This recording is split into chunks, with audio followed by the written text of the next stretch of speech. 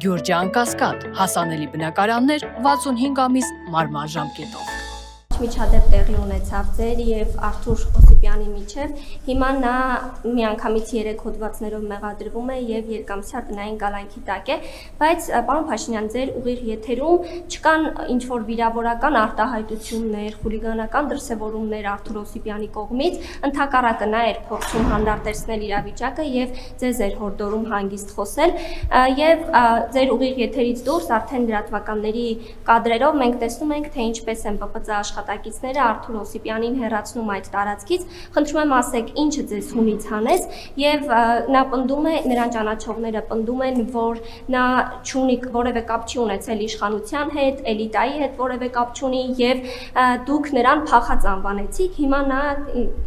երևի տեղյակ եք, որ հացադուլի մեջ է եւ ասել է, որ հացադուլը կդադարեցնի այն դեպքում, երբ որ դուք ներողություն խնդրեք իրենից, իրեն փախած անվանելու համար եւ նրան ճանաչողները նաև նշում են, որ նա սկզբունքային է եւ եթե չդադարեցնի, դա կարող է անդառնալի հետևանքներ ունենալ։ Ուզում եմ հարցնել, արդյոք պատրաստվում եք ներողություն խնդրել Արթուր Օսիպյանից եւ եթե ոչ, ապա չեք կարծում, որ նրա հետ եթե ինչ-որ մի բան պատահի, դուք մեղքի զգացում կունենաք այդ ժամանակ, թե ոչ։ Շնորհակալ եմ։ Ինձ համար Սամվել Շահրամանյանն ու Արթուր Օսիպյանը նույն կատեգորիայի մարդիկ են։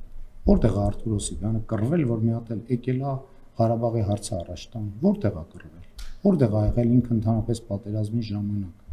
Նա պետք է ներողություն խնդրի եւ իր նման պսևդոէլիտայի ներկայացուցիչները, գիտեք, մենք չգիտենք իր եւ Ղարաբաղի